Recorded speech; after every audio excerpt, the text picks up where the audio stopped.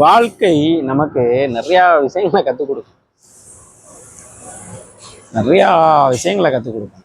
என்ன அதில் ஒரு சில விஷயங்கள் தான் வந்து என்ன அப்படின்னா அந்த பொருளாதாரம்.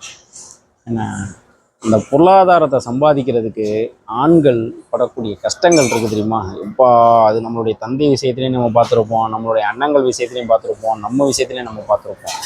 அந்த பொருளாதாரத்தை வந்து அவன் சேர்க்கணும்னு சொல்லிட்டு இது பண்ணுறானோ இல்லையோ, தன் குடும்பத்துக்கு வந்துட்டு எப்படியாவது வந்து கொடுத்தே ஆகணும், செஞ்சே ஆகணும், தன் குடும்பத்தை பாதுகாக்கணும், தன் குடும்பத்துக்கு வந்து பசியை போக்கணும் அப்படிங்கிற அடிப்படையில் அவன் வந்து என்ன பண்ணுவான் அப்படின்னா அந்த இந்த பொருளாதாரத்தை தேடி வந்து கடல் கடந்து வந்து நிற்பான்.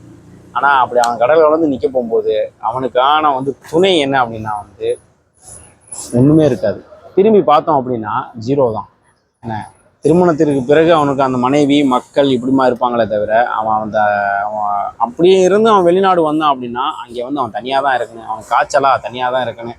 ரூம்லேருந்து வெளியில் வருவாங்க, வெளியில் வந்து வேலைக்கு போயிட்டு வருவாங்க. காய்ச்சலாக இருந்தால் என்ன பண்ணிடுவாங்க, அன்றைக்கி அவனுக்கு லீவுன்னு வச்சுங்களேன். சில இடங்களில் வந்து லீவும் இருக்காது, வேலைக்கு இறங்குன்றுவாங்க.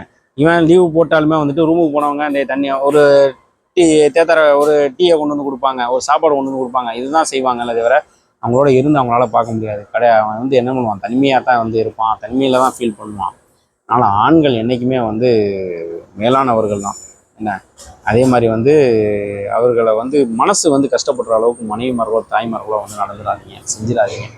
கடைசியில் வந்து நம்ம நீ என்னப்பா செஞ்ச அப்படிங்கிற ஒரு வார்த்தை தான் ஆகிட போகுது. மனைவியும் சரி அதே மாதிரி நீங்கள் எனக்கு என்ன செஞ்சீங்க அப்படிங்கிற மாதிரி ஒரு வார்த்தையை கேட்டு போடுறீங்க. சில விஷயம் சில இடங்களில் நடக்குது. இதெல்லாம் வந்து தவிர்த்துக்கிட்டீங்க அப்படின்னா வந்து ஆண்கள் வந்து எப்போவுமே வந்து உங்களுக்காக மட்டும்தான் வாழக்கூடியவன், உங்களுக்காக மட்டும்தான் வாழக்கூடியவன்.